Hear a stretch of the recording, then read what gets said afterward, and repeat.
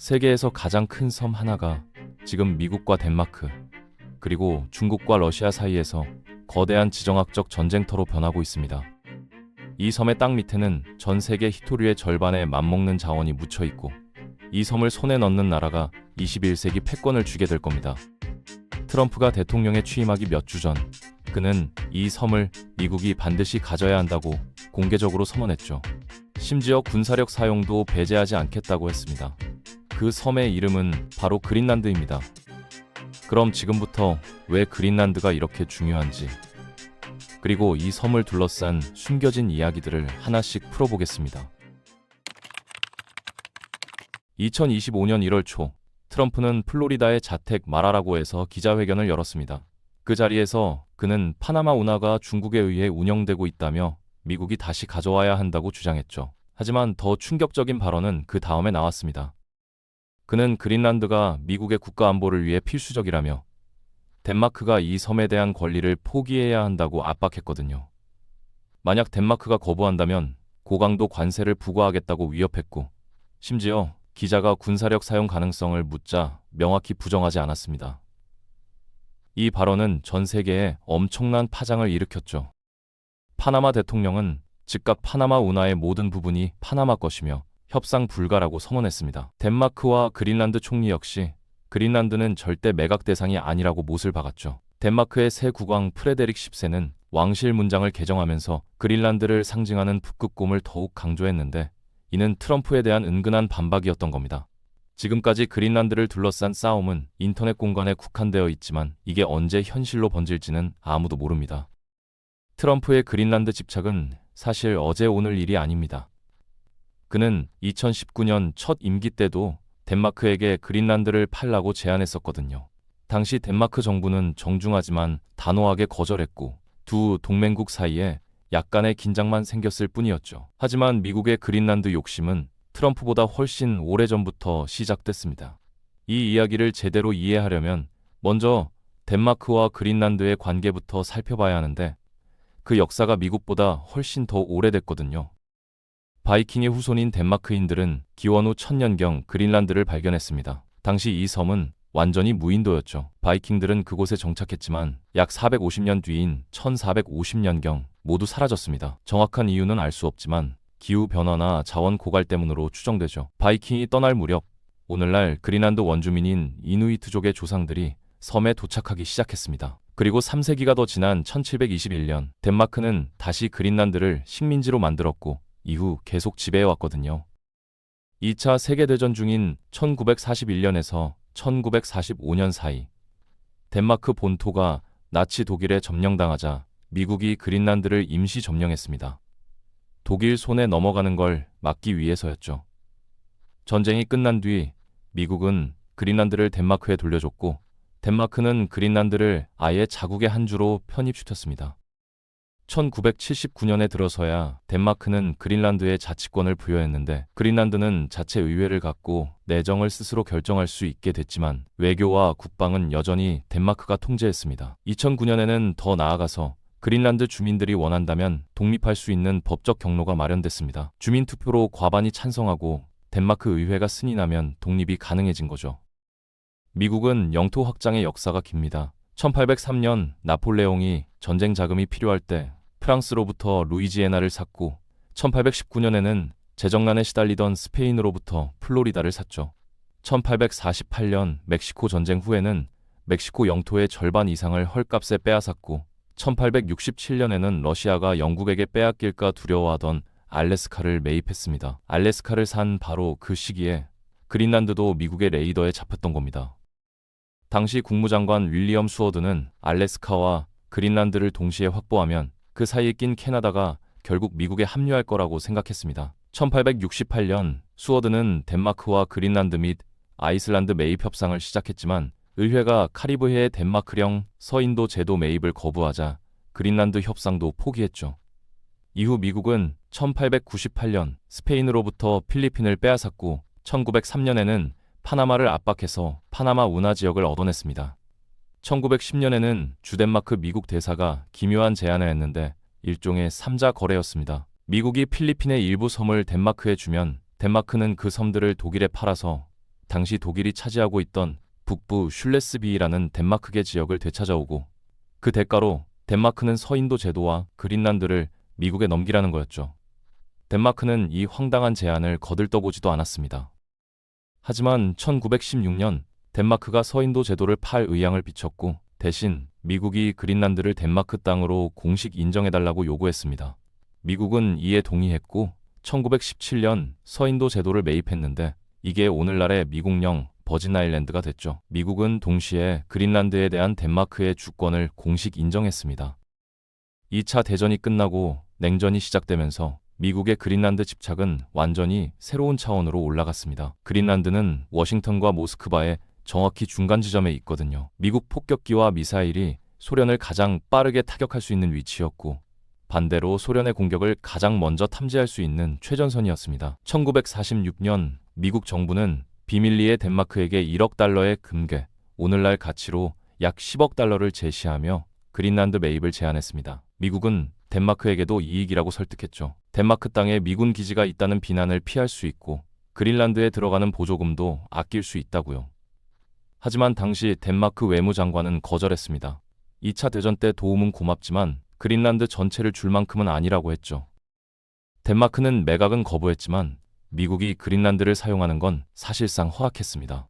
1949년 덴마크와 미국은 함께 나토 창설 회원국이 됐고 1951년 조약으로 미국은 그린란드 북서부에 거대한 툴레 공군 기지를 건설할 수 있게 됐습니다. 툴레 기지는 냉전 시대 미국의 가장 중요한 해외 기지 중 하나가 됐죠. 소련 상공을 정찰하는 정찰기들이 출격했고 핵폭격기들이 소련을 위협했으며 조기 경보 레이더가 소련의 대륙간 탄도 미사일을 감시했습니다.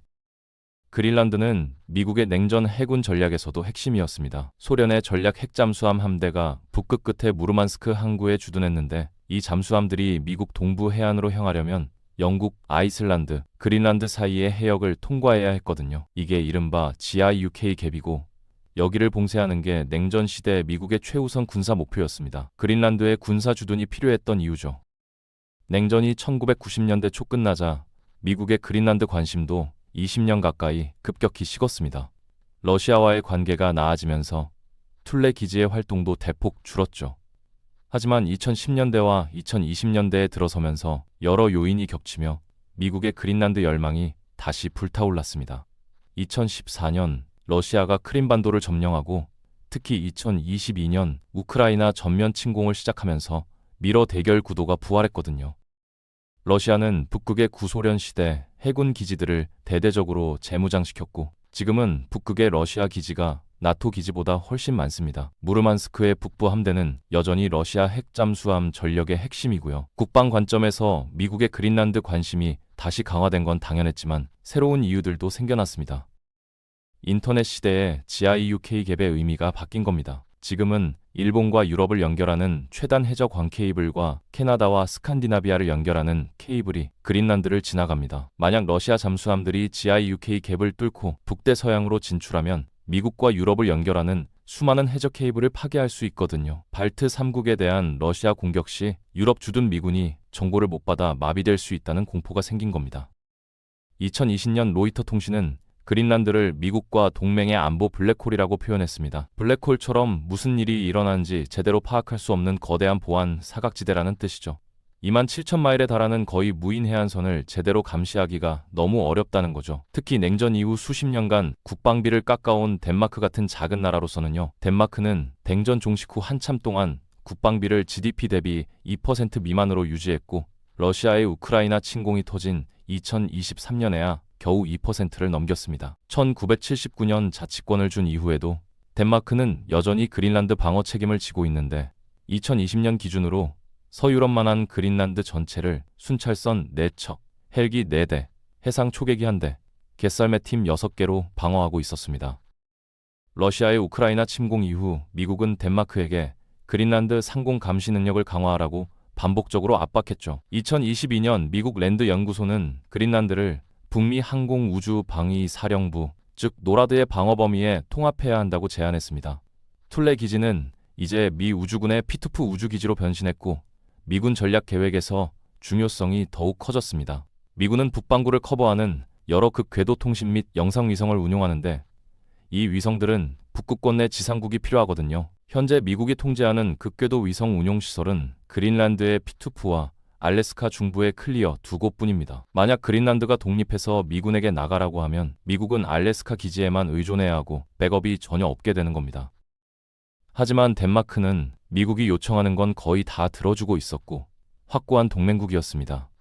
9.11 테러 이후 아프가니스탄과 이라크 전쟁에 참전했고 아프가니스탄에서 43명의 병사를 잃었는데 이는 연합군 중 인구 대비 최고 사망률이었죠. 이라크에서도 7명이 전사했습니다. 우크라이나 침공 이후 덴마크는 71억 유로 이상의 직접 군사 원조를 우크라이나에 제공했고 전체 포탄 비축분과 F-16 전투기 18대를 넘겨줬습니다. 인구 대비로 따지면 최상위 지원국이죠. 덴마크가 그린란드를 계속 통제하는 건 덴마크에게도 중요합니다. 300년 넘는 역사적 연결이 있을 뿐 아니라 그린란드 덕분에 작은 덴마크가 50배나 커지는 효과가 있거든요. 또한 유럽연합에서 유일하게 북극 해안선을 가진 나라가 되는 겁니다. 그린란드는 덴마크가 지리적 북극점에 대한 주권을 주장할 수 있는 근거이기도 합니다. 캐나다와 러시아도 북극점을 주장하는데 이게 단순히 자존심 문제가 아니에요. 기후변화가 가속화되면서 북극해를 덮고 있던 영구 해빙이 점점 녹아내리고 있거든요.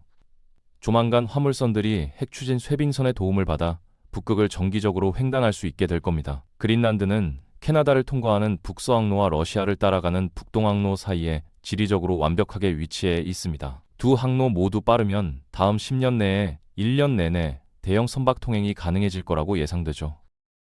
더 중요한 건 그린란드 동쪽 해안이 북극점을 정확히 통과하는 이른바 횡단 북극 항로 바로 옆에 있다는 겁니다. 지금까지 횡단 북극 항로는 북극 한가운데가 두꺼운 얼음으로 덮여 있어서 여름에도 쓸 수 없었습니다. 하지만 일부 분석가들은 2050년쯤이면 해빙이 충분히 줄어들어 상업 운송에 사용 가능해질 거라고 봅니다. 그렇게 되면 세계 무역이 완전히 바뀝니다. 아시아와 유럽, 아시아와 아메리카 동부를 연결하는 최단 해상 무역로가 되니까요. 수에즈 운하나 파나마 운하를 거치는 것보다 수천 킬로미터를 줄이고 엄청난 돈을 절약할 수 있죠. 그린란드를 손에 넣는 나라가 이 미래의 무역로를 통제할 최고의 지리적 위치를 차지하게 되는 겁니다. 미래의 무역로 말고도 그린란드에는 엄청난 광물 자원이 묻혀 있습니다. 미국 지질조사국은 미국 경제와 국가 안보에 중요한 50가지 핵심 광물 목록을 관리하는데 이 중 절반가량의 생산을 중국이 독점하고 있거든요. 반도체에 쓰이는 갈륨과 게르마늄, 전기차 배터리와 원자로에 들어가는 흑연 같은 게 대표적이죠. 2023년 브루킹스 연구소 보고서에 따르면 전 세계 히토류 원소의 약 60%를 중국이 생산하고 히토류 가공의 85%도 중국이 담당합니다. 군사 기술과 녹색 에너지 전환에 필수적인 원자재 공급망을 중국이 사실상 독점하고 있는 거죠. 그런데 중국 밖에서 가장 큰 히토류와 핵심 광물 매장지가 바로 그린란드에 거의 손도 안 댄 채 있다는 게 잘 알려져 있습니다. 그린란드 남부와 동부에 이미 발견된 광상만 합쳐도 미국 정부 핵심 광물 50개 중 43개가 묻혀 있거든요. 전기차 생산의 핵심인 흑연과 리튬에 세계 최대급 매장량이 있습니다. 현재 흑연 생산의 77%를 중국이, 리튬 생산의 80% 가까이를 호주와 칠레가 장악하고 있는데 그린란드를 개발하면 단숨에 세계 최고 자원국이 될 수 있죠. 전기차 배터리 공급망의 핵심을 장악하는 겁니다. 이게 일론 머스크와 트럼프가 그린란드에 집착하는 이유를 많이 설명해 줍니다.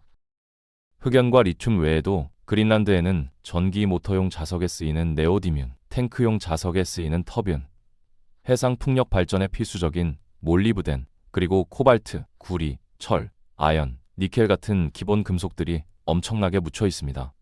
그린란드 최남단 크바네필드의 우라늄 광상 하나만 해도 세계 유비 규모로 추정되는데 미국 전체에서 발견된 우라늄보다 많은 양이라고 하죠. 광물 외에도 그린란드에는 석유와 가스도 대량으로 있을 것으로 추정됩니다. 2008년 미국 지질조사국 추산으로 그린란드 해안의 미개발 유정에서 약 520억 배럴의 석유를 뽑아낼 수 있는데 이게 맞다면 전 세계 확인 매장량의 3% 정도이고 리비아 수준의 석유 보유국이 되는 겁니다. 역사적으로 그린란드는 자원이 엄청나게 많은데도 개발이 극도로 어려웠습니다. 그린란드 땅의 5분의 4가 두께 3km에 달하는 영구 빙상으로 덮여 있거든요. 인구도 겨우 5만 6천 명밖에 안 되고 여러 작은 마을에 흩어져 살면서 마을 간에 도로조차 없습니다. 그린란드 마을들 사이를 이동하려면 비행기나 배를 타거나 서유럽만한 지역을 스노모빌이나 갯썰매로 가야 하죠. 그린란드의 자원을 본격적으로 개발하려면 필요한 인프라를 구축하는데 어마어마한 비용이 듭니다. 게다가 섬의 항구들은 1년에 몇 달밖에 얼음이 안 얼어서 해상 수출을 하려면 쇄빙선이 필수인데 이것도 비용을 더 높이죠. 하지만 세계가 그린란드 자원의 규모에 점점 더 관심을 가지면서 채굴 속도도 꾸준히 늘고 있습니다. 10년 전인 2010년대 중반만 해도 시추 중인 탐사 지점이 12곳이었는데 지금은 170곳 정도에서 시추가 진행 중입니다. 하지만 실제로 가동 중인 광산은 아직 딱 하나뿐이고 여기서 그린란드의 진짜 문제가 시작됩니다. 그린란드는 인구가 너무 적고 산업이 사실상 없다 보니 자체적으로 동원할 수 있는 자본이 극히 적습니다. 대규모 광산 개발을 시작하려면 엄청난 자본이 필요한데 스스로는 절대 마련할 수 없죠. 그래서 그린란드는 외국 투자를 대량으로 유치해야 하고 역사적으로 외부의 지원과 보조금 없이는 생존 자체가 불가능했습니다. 덴마크가 지금까지 그 역할을 해왔습니다. 덴마크 정부는 매년 약 5억 달러를 그린란드에 보조금으로 제공하는데 이게 그린란드 전체 GDP의 20%이고 그린란드 정부 예산의 절반 이상을 차지합니다. 이 돈으로 그린란드의 고용, 교육, 의료 서비스가 유지되죠. 그린란드는 지금 덴마크에 극도로 의존하고 있는데 정작 그린란드 주민 대부분은 독립을 원합니다. 2019년 가장 최근 여론조사에 따르면 그린란드 인구의 약 3분의 2가 덴마크로부터의 독립을 지지합니다. 트럼프 발언 이전부터 덴마크와 그린란드의 사이의 긴장은 커지고 있었거든요. 2차 대전 이후 식민시대에 덴마크는 그린란드에서 이른바 현대화 정책을 펼쳤는데 최근 들어 이게 재조명되고 있습니다. 1950년대에 이누이트 어린이 22명이 가족으로부터 분리되어 덴마크로 보내졌다가 덴마크인으로 키워진 뒤 그린란드로 돌려보내졌는데 목적이 문화적 유대 강화였다고 하죠. 2022년 덴마크 정부는 그 22명 중 살아남은 6명에게 공식 사과했습니다. 또 다른 식민시대 스캔들이 불거졌습니다. 1960년대와 70년대에 덴마크 정부가 그린란드에서 산하 제한 프로그램을 실시했는데 수천 명의 이누이트 여성과 소녀들에게 동의 없이 자국 내 피임 장치를 삽입했거든요. 덴마크 정부는 출생률을 조절하고 의도하지 않은 임신과 비용을 막기 위한 거였다고 했고 실제로 몇 년 만에 그린란드 출생률을 크게 낮췄죠. 하지만 최근 몇몇 그린란드 이누이트 정치인들이 이걸 집단 학살이라고 비난했고 현재 그린란드 총리도 2024년 12월 인터뷰에서 직접 집단 학살이라고 불렀습니다. 2023년 덴마크는 이 산하 제한 프로그램에 대한 2년간의 공식 조사를 시작했습니다. 67명의 그린란드 여성이 조사의 일환으로 덴마크 정부를 고소했는데 자신들의 의사에 반해 피임 장치가 삽입됐다고 주장합니다. 트럼프 발언 직후인 1월 10일 기자회견에서 그린란드 총리는 분명하게 말했습니다. 우리는 덴마크인이 되고 싶지 않습니다. 미국인이 되고 싶지도 않습니다. 우리는 그린란드인이 되고 싶습니다. 그린란드의 다음 선거가 곧 다가오는데 식민시대 산하 제한 스캔들 조사가 진행 중이라 독립 문제가 어차피 핵심 이슈였을 겁니다. 그런데 트럼프가 그린란드 매입 발언을 하면서 사실상 휘발유를 부은 셈이죠. 큰 문제는 독립 이후입니다. 덴마크의 연간 보조금이 끊기면 그린란드는 즉시 GDP의 20%와 정부 예산의 절반을 잃게 됩니다. 현재 덴마크와 그린란드는 광산 개발이 본격화되면 그린란드가 받는 로열티만큼 덴마크 보조금을 줄이기로 합의했는데 이게 그린란드 입장에서는 광산 개발을 서두를 유인을 깎아먹습니다. 대부분의 분석가들은 그린란드가 대규모 광산 개발을 시작한 뒤 실제로 경제적 혜택을 보려면 약 20년은 걸릴 거라고 예상합니다. 더 심각한 문제는 그린란드가 외국 투자로 광산 개발에 성공한다 해도 현지 그린란드인들에게 직접적인 혜택이 돌아갈 방법이 거의 없다는 겁니다. 발견된 대형 광물 매장지 대부분이 현재 인구 중심지에서 멀리 떨어져 있고 그린란드의 작은 인구는 광산을 운영할 기술이나 인력이 없거든요. 그린란드의 노동시장도 극도로 타이트합니다. 실업률이 겨우 0.2%이고 노동 인구의 43%가 정부에 고용돼 있습니다. 사실상 미래 광산에서 일할 여유 노동력이 전혀 없는 거죠. 인구가 희박한 걸프 아랍 국가들이 석유를 발견한 뒤 그랬듯이 그린란드가 광물 자원을 활용해서 독립하려면 유일한 선택지는 엄청난 수의 외국인 노동자를 수입하는 겁니다.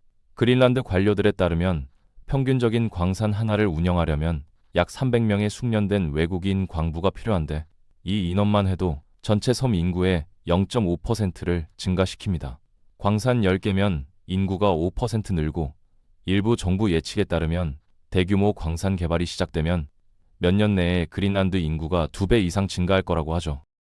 더 큰 문제는 부패 위험입니다. 5만 6천 명이 엄청난 광물 자원을 관리하는 건 미국 작은 마을 의회가 사우디 유전의 열쇠를 받는 것과 비슷하다고 분석가들은 말합니다. 부패가 자리 잡으면 그린란드가 권위주의로 기울고 중국과 러시아 궤도로 빠져들 가능성이 있는데, 중국과 러시아가 그린란드 핵심 광물의 특권적 접근권을 얻으면 중국의 세계 핵심 광물 독점이 영구화되고 미래의 북극 무역로까지 중러가 통제하게 되는 겁니다. 이는 미국과 유럽에게 절대 받아들일 수 없는 시나리오죠.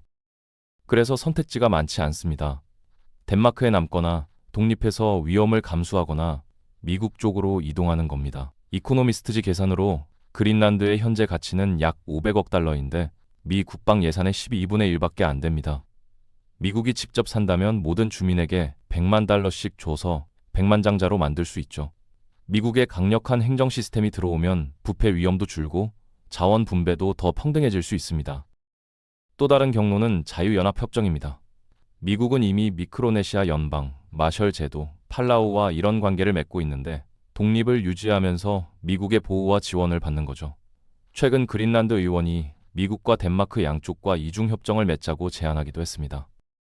트럼프가 동맹국을 괴롭혀 영토를 빼앗는 데 성공하면 미국의 세계적 평판은 파국적으로 무너질 거고 러시아의 우크라이나 요구나 중국의 대만 요구에 정당성을 더해주게 됩니다. 결국 어떤 선택을 하든 결정은 그린란드인들 스스로가 공정한 선거와 주민투표로 내려야 합니다. 그들의 섬이고 그들의 과거이며 그들의 미래니까요.